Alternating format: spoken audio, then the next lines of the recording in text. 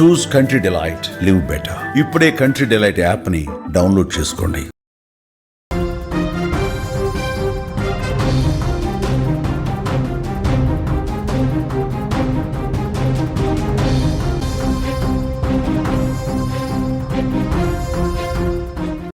మహబూబాబాద్ జిల్లాలో వివాహిత ఆత్మహత్య చేసుకున్నట్లుగా తెలుస్తోంది.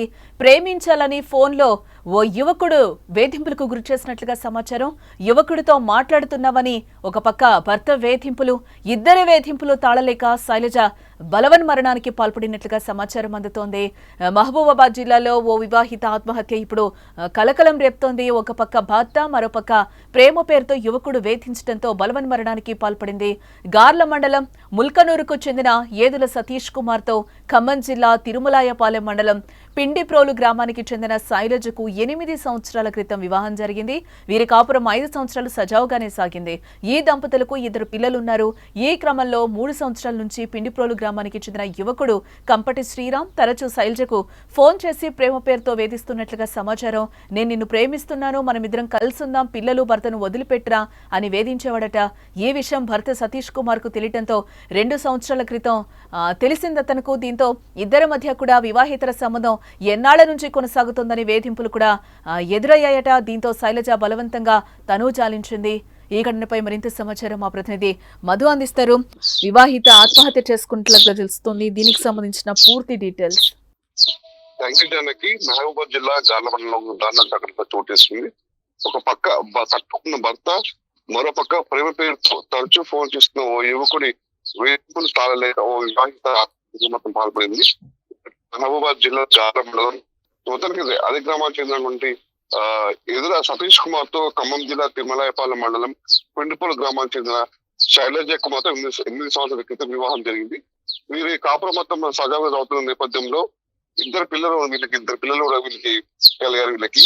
అయితే ఈ క్రమంలో 3 సంవత్సరాల నుంచి పిండిపూలు గ్రామానికి చెందిన యువకుడు కంపటి శ్రీరామ్ అనే వ్యక్తి తరచూ శైలజకి ఫోన్ చేసి ప్రేమ పేరుతో వేధించాడు. నేను పెళ్లి చేసుకుంటాను, మనతో వేరే ఉన్నాం, ఇక్కడికి భర్తని పిల్లని వదిలిపెట్టి నాతో వచ్చేసి మన వేరే పెళ్లి చేసుకొని వేరే ఉందాము, హ్యాపీగా బతుకుదాం అని చెప్పేసి తరచూ ఫోన్ చేసి ఇంత బెదిరిస్తుండేవాడు.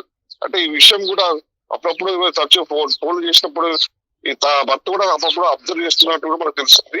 ఫోన్ లో మాట్లాడుతున్నట్టు కూడా అనుమానం వచ్చే భర్త కూడా ఒక 2 సంవత్సరాల క్రితం నుంచి కూడా అబ్జర్వ్ చేస్తున్నాడు.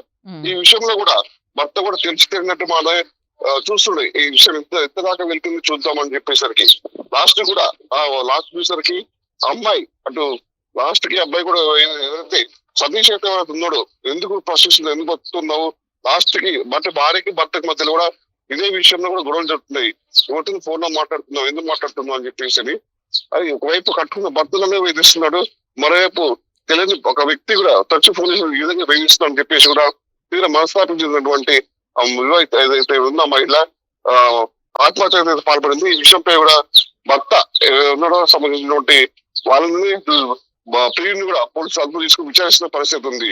జానకి అంటే మధు, ఇష్యూకి సంబంధించి బంధువులు ఏమంటున్నారు? మృతురాలి బంధువులు కానీ ఈ ఇష్యూ ముందేమన్నా ఇంట్లో చెప్పడం జరిగిందా? యాక్చువల్ గా వీళ్ళ 2 పిల్లలు ఉన్నారు, వీళ్ళ కాపురం కూడా సజావుగా సాగుతుంది. ఈ నేపథ్యంలో వేరే ఒక వ్యక్తి కూడా తరచు ఫోన్ చేసి తను విషిస్తూ ఉండేవాడు. నాకు పెళ్ళయింది, నాకు 2 పిల్లలు ఉన్నారు, నేను భర్తతోనే హ్యాపీగా నా జీవితం కొనసాగుతుంది, అసలు ఎవరు నువ్వు నన్ను ఈ విధంగా ప్రార్థన చేస్తున్నావు అని బంధువులతో చెప్తాం అనుకున్నా కూడా వాళ్ళు ఏమనుకుంటారో, నా కుటుంబం ఆగమైపోతుంది, నా పిల్లల భవిష్యత్తు ఆగమైపోతుంది, నా భర్తను పట్టించుకోడు, ఇలాంటి విషయాలు చాలా మంది సంఘటనలు బయట చూస్తున్నాము.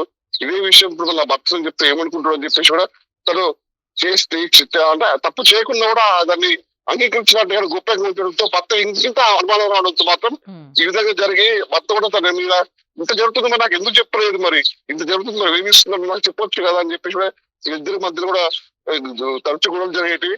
అయినా కూడా లాస్ట్ కి మాత్రం ఇద్దరు వేధింపు తట్టుకునే కట్టుకున్న భర్త అయితే ప్రియుడు అంటే తరచు ఫోన్ చేస్తున్నటువంటి అబ్బాయి ఎవరుతున్నారో వాళ్ళిద్దరు వేధింపు తట్టుకోలేక మాత్రం ఆత్మహత్యకు పాల్పడింది. ఈ విషయంపై కూడా బంధువులు కూడా ఏం చేయాలో అర్థం పరిస్థితి అయమయ పరిస్థితి ఉంటుంది. మధు, అంటే పేరెంట్స్ ఏమైనా చెప్తున్నారా దీనికి సంబంధించి? వాళ్ళు ఏమైనా మాట్లాడడం జరిగిందా?